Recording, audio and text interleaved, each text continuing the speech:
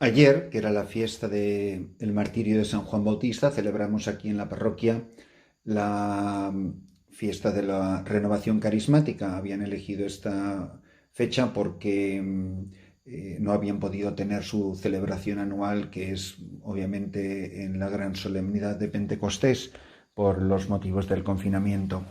Y verdaderamente que quedé impactado por la fe de la gente, la cantidad de personas que vinieron, hombres, mujeres, niños, que venían caminando. Algunos estaban aquí desde el miércoles. Tuvimos un día de retiro, vamos, más que un día, 3 días de retiro, todo el miércoles, el jueves, el viernes, con charlas, confesiones, con vigilias. Fue verdaderamente maravilloso, la gente durmiendo al raso alrededor de la iglesia, buscando en el bosque leña, cocinando, compartiendo con todos sus amigos, sus amistades, los miembros de sus mismos grupos de oración. Y les decía en la homilía, hablando de la fiesta de San Juan Bautista, que no se crean que ser sacerdote, que no se crean que ser párroco, que se quiera tomar en serio su misión sacerdotal, que no se crean que es fácil, que hay muchas maneras de intimidar a un sacerdote, a un obispo, a quien tiene el oficio de predicador, como diría San Juan de Ávila. Y les decía que no se crean que estar aquí delante de ellos, de pie delante de ellos cada domingo, cada fiesta, incluso las misas de diario, y predicarles la palabra de Dios, que no se creyeran que es fácil y que es muy fácil ser popular, es muy fácil decir lo que a la gente le agrada y decirles a todos que son maravillosos, pero ¿qué clase de médico sería uno que restara importancia a la gravedad de una enfermedad? Y nosotros que tenemos el oficio de anunciar la verdad, corremos el riesgo de ser continuamente decapitados. Hay muchas maneras de decapitar a un obispo, hay muchas maneras de cortarle la cabeza a un sacerdote, hay muchas maneras de silenciarlos y lo sabemos bien. Lo sabe bien la sociedad, lo saben bien los políticos, lo saben bien los malos, lo saben bien los enemigos, lo sabe bien la prensa secular, los medios de comunicación, las redes sociales. Hay muchas maneras de al menos intentar silenciar la voz de la verdad, que es la voz de Juan el Bautista, que le dice a un poderoso, a un rey, a un rico, a un prepotente, a un arrogante, que no le es legítimo estar viviendo con la mujer de su hermano. Y hoy celebramos el 22º domingo del tiempo ordinario en el ciclo A. Y esto que he mencionado como introducción a esta homilía lo traigo a colación de la primera lectura. Las lecturas de la palabra de Dios, como siempre, como no, son riquísimas, extraordinariamente ricas. Y así en el capítulo 20 del profeta Jeremías leemos estas palabras tremendas, muy fuertes, que de alguna manera nos recuerdan el drama que contemplábamos ayer de San Juan Bautista y su martirio. Me sedujiste, Señor, y me dejé seducir, me forzaste y me pudiste. Yo era el hazme reír, todo el día todos se burlaban de mí. Siempre que hablo tengo que gritar violencia y proclamar destrucción. La palabra del Señor se me volvió para mí oprobio y desprecio todo el día. Me dije, no me acordaré de él, no hablaré más en su nombre, pero la palabra era en mis entrañas fuego ardiente, encerrado en los huesos. Intentaba contenerla y no podía. Mirad, toda palabra de Dios se cumple ante todo y sobre todo en la persona de Jesucristo. Jesucristo es el que va a decir, Padre, si es posible que pase de mí este cáliz. Padre, ¿por qué me has abandonado?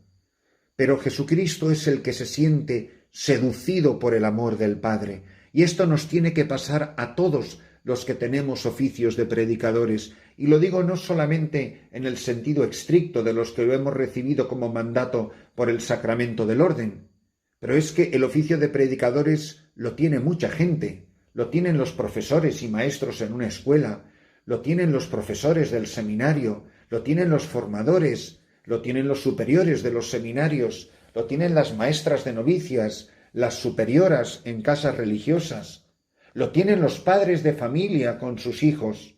Qué fácil es ser el papá simpático, el mamá es mi mejor amiga. Qué fácil es ser el cura encantador que le quita importancia a todo y que todo se lo toma a chunga. Estoy cansado de gente que ha venido a decirme a mí, es que me voy a confesar a mi parroquia y el padre y el sacerdote ridiculiza lo que le digo. Le cuento mis pecados y me dice, eso no es pecado, pero para eso no te tienes que confesar, pero ¿para qué te confiesas si ya viniste la semana pasada o ya viniste hace 3 semanas? La gente que lo trivializa todo porque quieren ser simpáticos y populares, pero ser sacerdote, ser obispo, ser predicador de la palabra no es presentarse a un concurso de talentos, no es presentarse a un concurso de popularidad. El predicador es una persona seducida por Dios, seducida por Jesucristo. Muchas veces la misión nuestra es como el resultado de un combate. Esta frase la usó el Papa Juan Pablo II en la homilía de mi ordenación, hablando precisamente de la vocación de Jeremías. En el seno materno te llamé y te consagré. Me sedujiste y me dejé seducir. Me forzaste y me pudiste. Todo el que ha respondido a una vocación ha descubierto que el diálogo vocacional, en el sentido más amplio de la expresión, y todo bautizado es una persona vocacionado. Todo el mundo está llamado por Dios, todo el mundo tiene una vocación. No hay nadie que esté bautizado que no esté vocacionado, que no tenga una vocación. Pero esa vocación es el resultado de un combate con Dios. Me resisto porque no quiero meterme en problemas. Me resisto porque quiero una vida más fácil, más cómoda, más divertida. Toda vocación supone un combate. Jesús es llamado en el Jordán a comenzar su vida pública e inmediatamente comienza su combate en el desierto. Me sedujiste, Señor, y me dejé seducir. Me forzaste y me pudiste. Yo era el hazme reír, todo el día se burlaban de mí.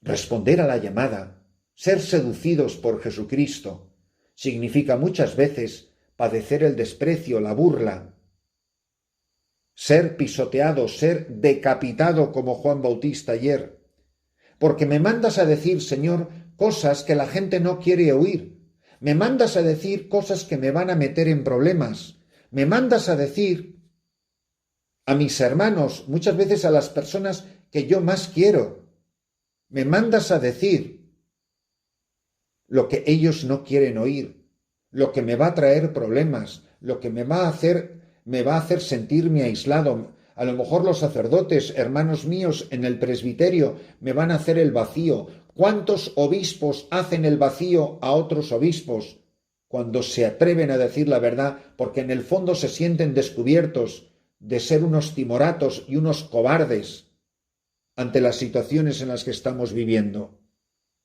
Pero la palabra de Dios es mucho más fuerte. La palabra de Dios tiene mucha más fuerza que el acoso, que el ataque, que el desprecio, que el terror que nos quiere infundir la sociedad. La palabra de Dios se volvió para mí oprobio y desprecio todo el día. Y yo quería huir como huyó Jonás y se escapó porque no quería problemas con Nínive. Pero la palabra era en mis entrañas fuego ardiente, el fuego del Espíritu, el fuego de Pentecostés. Y así diremos en el Salmo, mi alma está sedienta de ti, Señor Dios mío, eso que me quema por dentro.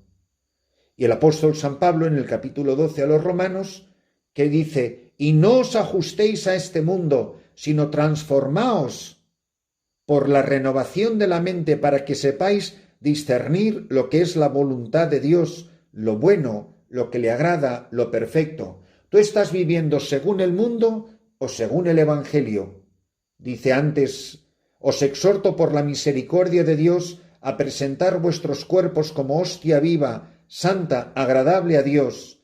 Este es vuestro culto razonable. E insiste, no os ajustéis a este mundo.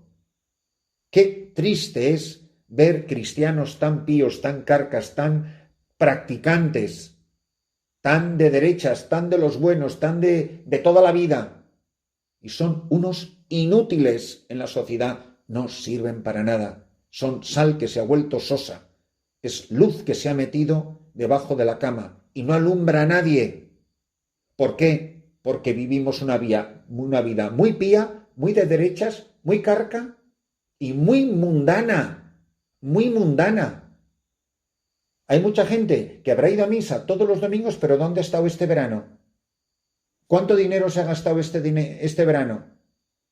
Cuando hay filas interminables de gente que no tiene ni para comer ni para pagar un alquiler. Eso en vuestros países. ¿Para qué os cuento lo que ven mis ojos aquí? ¿Pero os creéis que esas misas y esos rezos y esas devociones sirven para algo? Yo cuando veo gente que va a misa en pantalones cortos, me dan ganas de volverme y playeras que parece que todavía llevan la arena de la playa pegada. Me dan ganas de volverme a la sacristía y decir que os zurzan. Y cuando escuchamos el pasaje del Evangelio de San Mateo, dice: en aquel tiempo empezó Jesús a explicar a sus discípulos que tenía que ir a Jerusalén y padecer allí mucho por parte de los senadores, sumos sacerdotes y letrados, y que tenía que ser ejecutado y resucitar al tercer día. Dios mío, en pleno mes de agosto, donde está todo el mundo pasándoselo de miedo, Jesucristo anunciando su sufrimiento, su pasión y su muerte. Los católicos llegan a la iglesia quitándose la arena de la playa. Vamos, con la pamela puesta. Pedro se lo llevó aparte y se puso a increparlo. No lo permita Dios, Señor. Eso no puede pasarte. Claro, ¿cómo te va a pasar a ti? Porque como a ti te hagan eso, ¿qué va a ser de nosotros? Jesús se volvió y dijo a Pedro: quítate de mí vista, Satanás, que me haces tropezar. Tú piensas como los hombres, no como Dios. Entonces dijo a los discípulos: el que quiera venirse conmigo, que se niegue a sí mismo, que cargue con su cruz y me siga. Si uno quiere salvar la vida, la perderá, pero el que la pierda por mí la encontrará. ¿De qué le sirve a un hombre ganar el mundo entero si malogra su vida? ¿O qué podrá dar para recobrarla? Porque el Hijo del Hombre vendrá entre sus ángeles con la gloria de su Padre, y entonces pagará a cada uno su conducta. Mirad, si no queréis recordar nada de esta homilía, por favor, recordad estas últimas palabras de Jesús. Porque el Hijo del Hombre vendrá entre sus ángeles con la gloria de su Padre, y entonces pagará a cada uno según su conducta. ¿Cómo ha sido mi conducta? ¿Cómo ha sido mi verano? ¿Cómo ha sido mi despilfarro? ¿Cómo ha sido mi generosidad? ¿Cómo ha sido mi entrega a los demás? ¿O sigo viviendo en la idolatría del matrimonio y en la idolatría de la familia? Es que mis hijos, yo y mis hijos, yo y mi mujercita, yo y mi maridito, mis hijos. Ay, por Dios, ¿cómo se puede ser tan patético? El que quiera venirse conmigo, que se niegue a sí mismo, que cargue con su cruz y me siga. Si uno quiere salvar su vida, la perderá, pero el que pierda por mí la vida, la encontrará. ¿De qué le sirve a un hombre ganar el mundo entero si malogra su vida? ¿O qué podrá dar para recobrarla? Mirad, todos tenemos que saber para qué estamos sembrando, para qué estamos trabajando, para qué estamos cosechando. ¿Estoy trabajando para el reino de Dios? ¿Estoy trabajando para la salvación de mi alma? ¿Estoy trabajando para mi santificación? ¿Estoy trabajando para ganarme el cielo? ¿O estoy viviendo a tutiplén? ¿Estoy viviendo de maravilla, eso sí, una vida de lo más pía y de lo más carca? Y luego encima, convencido de que me merezco el cielo, que soy estupendo, y ahora cuando volvamos del veraneo retomamos nuestras actividades piadosas y apostólicas. Eso sí, durante el mes de agosto, colorín colorado. Por eso uno se queda como asombrado. ¿Pero qué es ser cristiano? ¿Qué es el cristianismo? ¿Qué es ir a misa? O sea, hay gente que va a la misa en Bermudas, en Guayabera y la Pamela, y hay personas aquí que vinieron el miércoles andando kilómetros y kilómetros con la harina de yuca en unas ollas, caminando con todo su equipaje en la cabeza para la misa que se celebró ayer sábado en honor de la renovación carismática y que han estado durmiendo al aire libre. Anoche estuvo lloviendo toda la noche y a esa gente tuve que abrirle las puertas de la iglesia y durmieron tirados en el pasillo central de la iglesia. Pero, Dios mío, ¿qué religión viven unos y qué religión viven otros? Y luego al final, todo el mundo al cielo. Unos que lo tuvieron todo en este mundo, pero si esa es la frase que le dice Abraham al rico Epulón. Hijo, tú tuviste tus bienes en vida. Tú quieres el tesoro en la tierra, quieres el tesoro en el cielo. Pero los dos tesoros no pueden ser. La palabra de Dios, que nos quema por dentro como a Jeremías, nos pone hoy a elegir. ¿Estás cosechando para el placer y la vida de la tierra o para la gloria del cielo?